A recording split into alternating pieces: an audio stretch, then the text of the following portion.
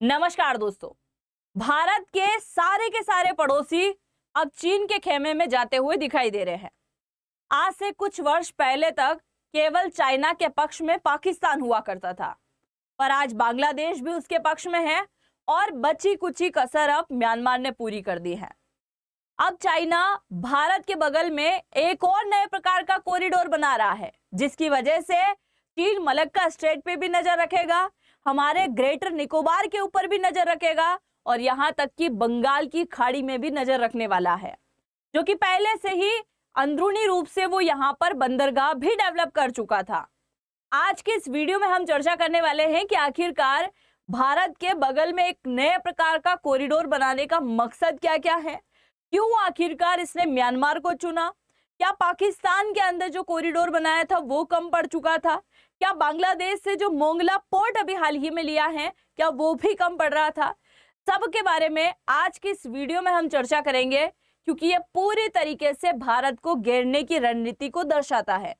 तो शुरुआत करते हैं आज के इस वीडियो की और जानते इस पूरी जानकारी के बारे में, और उसके बाद में आप अपनी राय जरूर से कमेंट सेक्शन में लिखिएगा। मेरा नाम है अंजलि और मैं आप सभी का स्वागत करती हूं एग्जाम नारी के यूट्यूब प्लेटफॉर्म पर।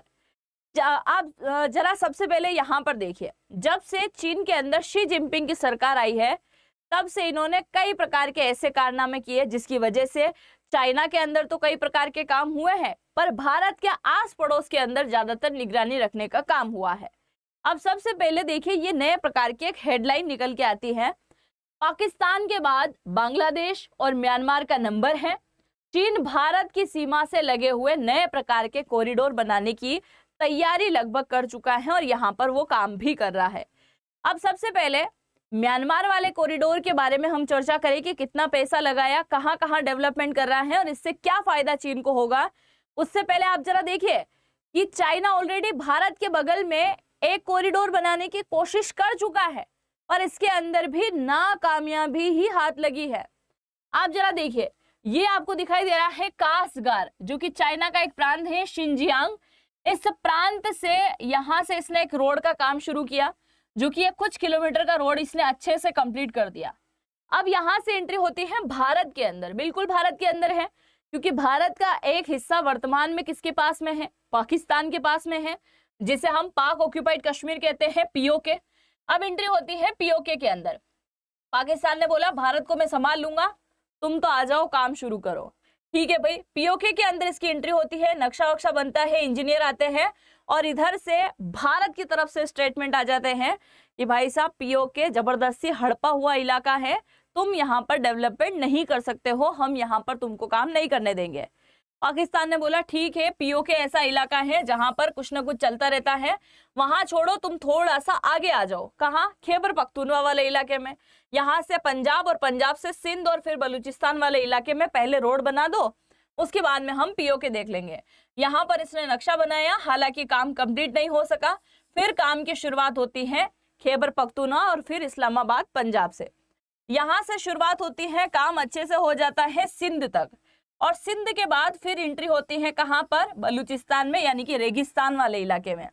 यहाँ जो बीएलए वाले बैठे हुए हैं, बलूचिस्तान लिबरेशन आर्मी वाले बैठे हुए हैं, उन्होंने चाइना के इंजीनियरों को बहुत बुरी तरीके से ठोकने का काम यहाँ शुरू कर दिया, जिसकी वजह से चीन के कई सारे इंजीनियर, काम करने वाले वर्कर सब डरना शुरू हो गए और धीरे धीरे काम क्या हो गया, ढील पड़ गई, टाइम हो गया। यानी 2013 के अंदर जो परियोजना इसने जोरों शोरों से शुरू करी थी, अरबों डॉलर यहाँ पर फूंक दिए, वो परियोजना 2026 यानी पूरे 10 साल क्रॉस होने के बाद भी कंप्लीट नहीं हो पाई। अभी भी कंप्लीट नहीं है, क्योंकि बलूचिस्तान में बीएलए वाले कंप्लीट नहीं होने दे रहे हैं। आगे इसने डेवलपमेंट कर दिया, ग्वादर पोर्ट बना दिया, ये बोलता है मिनी दुबई बनाऊंगा यहाँ पर, चाइना बोलता है।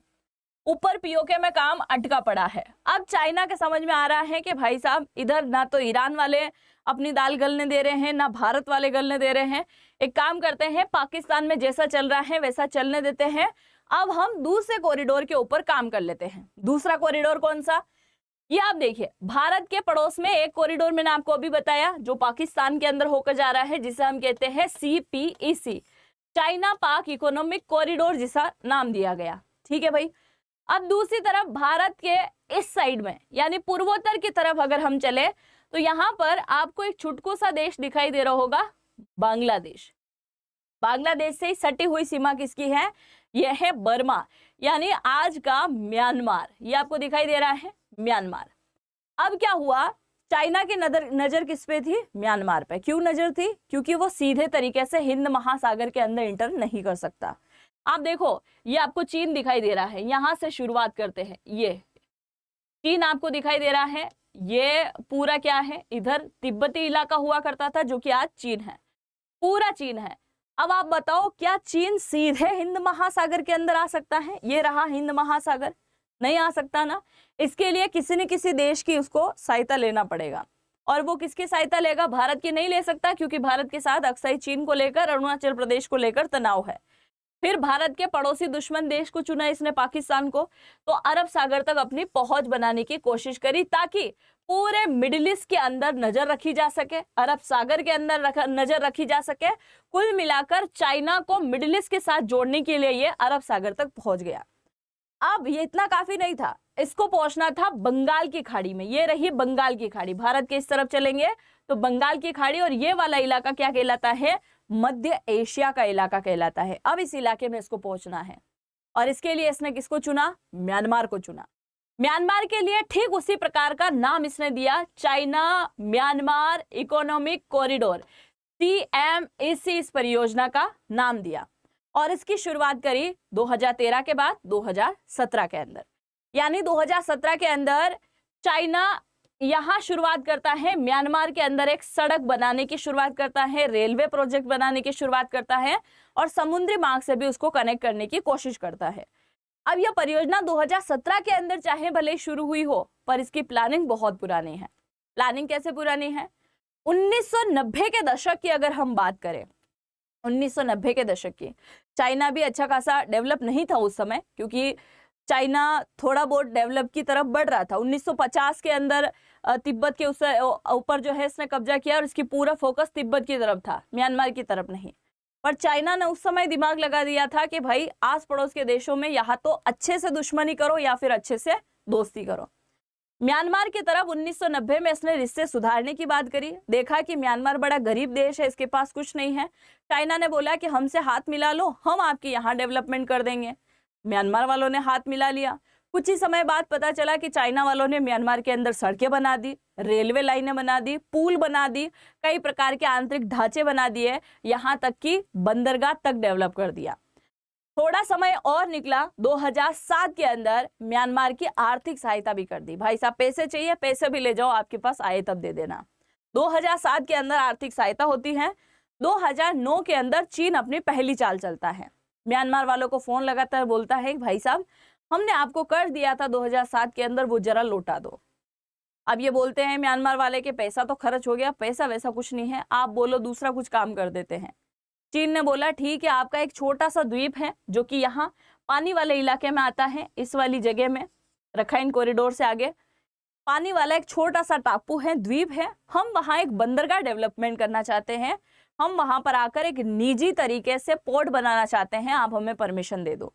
म्यांमार ने खुशी खुशी, बहुत ज्यादा खुशी से, खुशी खुशी 2009 के अंदर क्योक्यू पोर्ट, आपने नाम सुना होगा, उसे सौंप दिया किसको? चीन को। और आज क्योक्यू पोर्ट 99 साल के लिए लीज पर ले रखा है किसने? चाइना ने। चाइना यहाँ बहुत अच्छा सा डेवलपमेंट कर चुका है, और आने वाले समय में आपको यहाँ पर चाइना के नौसेना के सैन्य अड्डे भी दिखाई देने वाले हैं, आप देखेंगे जरा। उसके बाद 2010 की अगर हम बात करें तो 2010 के अंदर चाइना ने यहाँ पर एक गैस पाइपलाइन भी बिछाई, ताकि सड़क मार्ग से कभी दिक्कत आ जाए तो अपना तेल गैस कहाँ से आ जाएगा? सीधे जमीनीगत स्तर से होते हुए कहाँ पहुंचेगा? चीन के अंदर पहुंचेगा। बहुत अच्छे से काम करवाया, और 2018 के अंदर इससे बेल्ट एंड रोड इनिशिएटिव, जो कि सड़क मार्ग ये बना रहा है, उसके साथ इसको कनेक्ट कर दिया, उसका हिस्सा इसको बता दिया, और इस पोर्ट को, ये इस रास्ते को, माफ कीजिएगा, इस रास्ते को बनाया है पूरा 1700 किलोमीटर के अंदर। ये आप जरा यहाँ पर देखिए, ये आपको दिखाई देगा, ये आपको दिखाई दे रहा है ना, चाइना के अंदर से पूरे म्यांमार के अंदर होते हुए ये बंगाल की खाड़ी में आ गया है। तो इस रास्ते को बनाया है, पूरे 1700 किलोमीटर का ये रास्ता है, और इसे बनाने में 2.5 बिलियन अमेरिकी डॉलर इसने खर्च किए हैं। बहुत पैसा लगाया है, किसने? चाइना ने। तो चाइना इतनी आसानी से ना तो पाकिस्तान को छोड़ सकता है, ना म्यांमार को छोड़ सकता है। अब सवाल ये आता है कि जब यह परियोजना 2017 के अंदर शुरू हो गई थी, 1990 का प्लान है, 2017 के अंदर शुरू हो गई, आज क्यों हम इसके बारे में चर्चा कर रहे हैं, आज क्यों ये वापस चर्चा का विषय बन रहा है, ये सोचने वाली बात है। तो सोचने वाली बात ये है, चर्चा का विषय इसलिए बन रहा है, क्यों? क्योंकि ये आपको जो म्यांमार दिखाई दे रहा है, इतने साल क्या हो रहा था, 2021 के अंदर म्यांमार में तख्ता पलट हुआ, उसके बाद म्यांमार में लगातार उथल पुथल चलती रही। म्यांमार के अंदर एक प्रांत है जिसका नाम है रखाइन प्रांत। म्यांमार बोलता है कि यह प्रांत हमारा है, हमारी सेना यहाँ बैठती है। बांग्लादेश बोलते आया है कि ये वाला इलाका उसका है। क्यों? क्योंकि रखाइन प्रांत के अंदर जो है कई सारे ऐसे लोग निवास करते हैं जिनके पास नागरिकता नहीं है, जो कि आगे चल के बांग्लादेश के कोक्स बाजार के अंदर बसते हैं। तो इन दोनों का झगड़ा चलता है, जिसकी वजह से यहाँ उथल पुथल चलती थी और झगड़े की वजह से चाइना यहाँ डेवलपमेंट नहीं कर पा रहा था। तो पहली वजह, रखाइन प्रांत अब पूरी तरीके से चाइना के खेमे में जा रहा है क्योंकि यहाँ सेना अब डिस्टर्बेंस नहीं कर रही है। सवाल ये आता है कि अचानक से डिस्टर्बेंस बंद क्यों हो गया? बंद होने की वजह है ये भाई साहब। क्यों भाई साहब ये वजह है? क्योंकि आप जरा देखो, जब शेख हसीना की सरकार हुआ करती थी बांग्लादेश के अंदर, तो हर एक फैसले दिल्ली से ही होते थे कहीं ना कहीं। यानी शेख हसीना पूरी तरीके से भारत के खेमे में थी। भारत जैसा बोलता था बांग्लादेश वैसा ही करता था, क्योंकि ये भी नेबर फर्स्ट पॉलिसी लेकर चलती थी। चाइना के साथ में भी अच्छे रिश्ते थे, पर इसका अर्थ यह नहीं था कि भारत को नाराज कर दिया जाए। शेख हसीना का हो गया तख्ता पलट 2024 के अंदर। जब तख्ता पलट हुआ तो उसके बाद अब सरकार किसकी बन गई है? तारिक रहमान की। और तारिक रहमान अभी जून के महीने में 15 जून को कहाँ जाके आए हैं? ये गए हैं चाइना। और चाइना जाकर वांग यी से मुलाकात करी, चाइना के विदेश मंत्री से मुलाकात करी, फिर शी जिनपिंग से मुलाकात करी। और जब मुलाकात करी तो यहाँ पर ये चर्चा होकर निकल के आई कि भाई साहब अब बांग्लादेश टांग नहीं अड़ाएगा म्यांमार के मामले में, इसलिए हम डिस्टर्बेंस नहीं करेंगे। और जब बांग्लादेश डिस्टर्बेंस नहीं कर रहा है तो फिर क्या होगा? बहुत अच्छे से डेवलपमेंट हम कर पाएंगे। तो ये भी एक बहुत बड़ा रीजन है जिसकी वजह से ये चर्चा में है। अब शी जिनपिंग सामने आके बोल रहे हैं कि अब बहुत अच्छे से डेवलपमेंट हो सकता है, क्योंकि जो वजह थी लड़ाई की, वो लड़ाई कहीं ना कहीं अब खत्म होती दिखाई दे रही है। अब जरा आप यहाँ पर देखिए, पहला रीजन आपको समझ में आ गया, दूसरा रीजन भी आपको समझ में आ गया कि बांग्लादेश अब किसके खेमे में है। तीसरा, बंगाल की खाड़ी में आने के लिए बांग्लादेश ने खुद न्योता दिया है। क्यों? क्योंकि बांग्लादेश ने अपना मोंगला पोर्ट डेवलपमेंट करने के लिए किसको सौंप दिया है? चाइना को सौंप दिया है। तो ये भी एक बहुत बड़ा वजह है। इसके अलावा सवाल ये आता है, क्या चीन लगातार भारत को काउंटर कर रहा है, घेरने की कोशिश कर रहा है?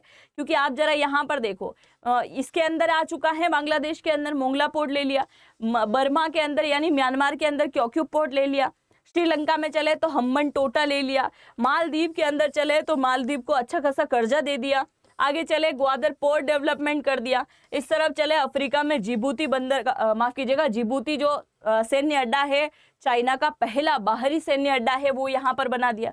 तो क्या यह पूरी तरीके से भारत को यहाँ तो घेर ही चुका है? और आगे वो सड़क मार्ग बना रहा है जो कि आगे यूरोप तक जाने वाला है। सड़क मार्ग जिसमें बोलता है कि बेल्ट एंड रोड इनिशिएटिव है, जिसमें मैं दुनिया भर के कई सारे देशों को कनेक्ट करने वाला हूँ। अब आपको क्या लगता है कि यहाँ पर ये खुलेआम आ रहा है जिससे हमारे ग्रेटर निकोबार पर नजर रखेगा? यहाँ चाइना के जो ये निकलते हैं जहाज मलक्का स्ट्रेट से, इंडोनेशिया मलेशिया के बीच से, तो यहाँ पे भी ये निगरानी के लिए आ गया है। आप जो भी सोचते हैं अपनी राय को जरूर से कमेंट सेक्शन में लिखिएगा, क्योंकि चीन के मन में भी कहीं ना कहीं डर था कि आज अगर भारत के आस पड़ोस के देशों में पकड़ नहीं बनाई तो जैसे मिडिल ईस्ट के अंदर अमेरिका बैठा हुआ है, कल भारत के बगल में अमेरिका आकर बैठेगा। अमेरिका की नजर कई सालों से बंगाल की खाड़ी के अंदर है। 1971 के वार में तो अमेरिका ने यहाँ पर अपने वॉरशिप भेज भी दिए थे, जिसकी वजह से अमेरिका को ये इलाका इतना पसंद आया कि उसने कई बार बोला है कि मैं चाहता हूं कि सुरक्षा के लिए, खास करके बंगाल की सुरक्षा के लिए और जितने भी जहाज यहाँ निकलते हैं उनकी सुरक्षा के लिए मेरे वॉरशिप यहाँ छोड़ दिए जाए। पर आस पड़ोस के देश कभी एग्री नहीं हुए। अगर एग्री हो गए होते तो अमेरिका के वॉरशिप आज यहाँ घूमते हुए आपको दिखाई दे रहे होते। क्योंकि हम थोड़ा आगे चलते हैं ना, तो ये आपको दिखाई दे रहा है ना, कोरिया, नॉर्थ कोरिया और साउथ कोरिया, इसके बगल में आपको अमेरिका के वॉरशिप घूमते हुए दिखेंगे। जापान आपको दिखाई दे रहा है, जापान के अगल बगल में घूमते हुए दिखाई देंगे। फिर आगे चलेंगे तो ताइवान के अगल बगल में घूमते हुए दिखाई देंगे। फिर अगर ये थाईलैंड, वियतनाम, इन सब इलाके में चलेंगे तो यहाँ पे भी आपको घूमता हुआ दिखाई देगा। तो अमेरिका को लेकर भी चाइना का डर था, इस वजह से ये यहाँ पर आ चुका है। बाकी आप क्या सोचते हैं, अपनी राय को कमेंट सेक्शन में लिखिएगा। और आप मुझे इंस्टा पर फॉलो करना चाहें तो अंजलि वॉइस के नाम से आपको मेरी आईडी मिल जाएगी, आप मुझे यहाँ जाकर फॉलो कर सकते हैं। और अगर वीडियो आपने पूरा देखा है तो आप सभी का तहे दिल से धन्यवाद। मिलता है नेक्स्ट वीडियो में। जय हिंद, जय भारत।